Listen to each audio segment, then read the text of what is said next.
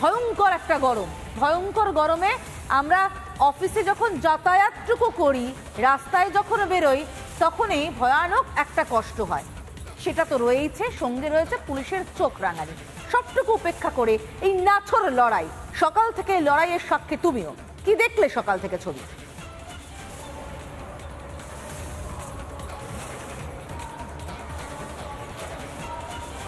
আজকের সকাল থেকে এই আন্দোলনের তীব্রতা কিন্তু বিগত দুদিন ধরে যেরকম ছিল সেটাও কিন্তু বজায় আছে। এই মুহূর্তে ঠিক দুপুর 3টে বাজে, সেই 3টের সময় কিন্তু আন্দোলনের তীব্রতা কোনোভাবে কমেনি। আমি দেখানোর চেষ্টা করব বিকাশ ভবন এবং বিকাশ ভবনের সামনে থেকে একেবারে মেট্রো স্টেশনের নিচে অবধি যে ভিড়, যে আন্দোলনকারীদের যে জমায়েত, সেই জমায়েত কিন্তু এখনো পর্যন্ত বিগত 2 থেকে 3 দিন ধরে যে জমায়েত ছিল সেই জমায়েত এখনো পর্যন্ত রয়েছে। একটু কথা বলে নেওয়ার চেষ্টা করব। ম্যাডাম একটু দাঁড়াবেন, কাইন্ডলি কথা বলবো। এইভাবে আন্দোলন আপনারা করে যাচ্ছেন দিনের পর দিন ধরে, সরকারের তরফ থেকে কোনো সদর্থক পদক্ষেপ এখনো পর্যন্ত লক্ষ্য করেছেন? আমাদের সদর্থক পদক্ষেপ বলতে আমাদের একটাই চাহিদা, আমরা চাইছি যে আমাদের যারা আমরা যোগ্য আনটেন্টেড ক্যান্ডিডেট যারা রয়েছি তাদের যেন সসম্মানে পুনর্বহাল করা হয় আমাদের যে জায়গা সেইখানে। কিন্তু নানা রকম রিভিউ পিটিশন ইত্যাদি নানা রকম করছে সরকার থেকে, যেটা আবার আমাদের সাথে আলোচনা না করেই করা হয়েছে। আমরা যেটা চাইছি সেটা কিন্তু মিট করা হচ্ছে না। আমাদের একটাই দাবি, সেটা হচ্ছে আমাদের সসম্মানে পুনর্বহাল করা হোক। যে অফেন্স আমরা, যে ক্রাইম আমরা কমিট করিনি, আমরা সেটার জন্য পে কেন করব? সেটার দায় যারা দুর্নীতি করেছে, যে অফিসের আধিকারিকরা করেছেন, যে অফিস থেকে আমাদের চাকরি দেওয়া হয়েছে, যারা করেছেন, যারা জড়িত, তারা সেই দায়টা নিক। আর আমরা এখন আমরা যখন পরীক্ষা দিয়ে চাকরি পেয়েছি তখন আমরা শুধুমাত্র পড়াশোনার মধ্যে ছিলাম। এখন আমরা বিবাহিত, এখন আমরা সন্তান, সংসার সমস্ত নিয়ে ব্যস্ত। সম্পূর্ণ দুটো সিনারিও আলাদা হয়ে গেছে। এখানে কোনো সিওরিটি নেই যে পরীক্ষা দিলেই আমরা পাবো। আর তারপরেও সব থেকে বড় কথা হচ্ছে কেন দেবো পরীক্ষা, একই পরীক্ষা আমরা দুবার। এই যে গোটা পরিস্থিতি, এই মুহূর্তে আপনারা চাকরি পেলেন, যোগ্যতার নিরিখে চাকরি পেলেন, বেশ কয়েক বছর চাকরি করার পর একটা অনিশ্চয়তার মধ্যে এলেন। এই গোটা পরিস্থিতির জন্য দায়ী কারা? সরকার নাকি শুধু এসএসসি কমিশন? দেখুন, এটা কারুর একার দায় নয়। আমি বলতে পারি সবারই কিছু না কিছু দায় রয়েছে। প্রথমত তো এই টাকা দিয়ে যারা চাকরি পেয়েছে, যাদের জন্য আজকে আমরা রাস্তায়, তাদেরকে সেই সুযোগটা করে দেওয়া হয়েছে যে এইখানে এসে তোমরা টাকা দাও, এইখানে টাকা দিলে তোমরা চাকরি পাবে। তারা সেই সুযোগটার সদ্ব্যবহার করেছে, বুঝতে পেরেছে আমরা আমাদের মেরিটে পাবো না, যার ফল আজকে আমরা ভোগ করেছি। আবার সরকার সেটা সেইভাবে পরীক্ষা নিয়েছে, ও এমআরশিট ইলিগালি বা যেরকম করে করার কথা নয় সেরকমভাবে হ্যান্ডেল করেছে।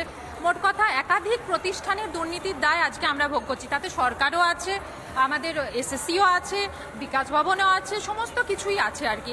আপনার কাছে আসবো, এই যে এতদিন ধরে চাকরি করার পর একটা অনিশ্চয়তা, চাকরি যখন পাওয়ার জন্য ট্রাই করেছিলেন, ভেবেছিলেন যে এই ধরনের একটা পরিস্থিতি তৈরি হবে, রাস্তায় নেমে আন্দোলন করতে হবে, পুলিশের অত্যাচার? কোনোদিনই এরকম ভাবিনি আমরা ভেবেছিলাম পড়াশোনা করেছি, তারপরে চাকরি পেয়েছি, কিছুটা হলেও আমাদের জব সিকিউরিটি থাকবে, তারপরে আমরা আমাদের পরিবার বাড়ানোর কথা ভেবেছি বা সেভাবে আমরা নিজেদের জীবন নির্বাহ করতে শুরু করেছি। এই মুহূর্তে আবার যেন আমরা সেই জিরো থেকে স্টার্ট করতে হবে, এরকম একটা ব্যাপার আমাদের হয়ে গেল। ভাবিনি এর আগে কখনো এরকম কিছু হতে পারে। এই যে বিগত কয়েক বছর ধরে একটা চাকরি হারাদের আন্দোলন, চাকরি প্রার্থীদের আন্দোলন চলছে, এখনো পর্যন্ত ধর্মতলার বিভিন্ন জায়গায় আন্দোলন চলছে। আগামী দিনে যারা সরকারি চাকরি করতে চাইবে, আগামী দিনের যারা প্রজন্ম, সরকারি চাকরির ওপর আর তাদের ইচ্ছা থাকবে বলে? দেখুন, যাতে সবার ইচ্ছেটা মরে না যায়, যাতে সৎ পথে চলার ওপরে সবাইকার ভরসা থাকে, সেই জন্যই কিন্তু আমাদের এই লড়াই, তাই না? আমরা যে দিনের পর দিন এখানে মাটি কামড়ে পড়ে আছি, আমাদের তো এখানে থাকার এখন কথা নয়, কিন্তু আমরা রয়েছি ওই কারণেই যাতে ভবিষ্যৎ প্রজন্মের মধ্যেও এই ব্যাপারটা ঢুকে না যায় যে না, পড়াশোনা করলে তারপরে আমরা কিছু পাবো না, জীবনে কোথাও আমরা গিয়ে দাঁড়াবো না, তাহলে তো আর কোনো দিশা পাবে না কেউ, লক্ষ্যভ্রষ্ট হব আমরা।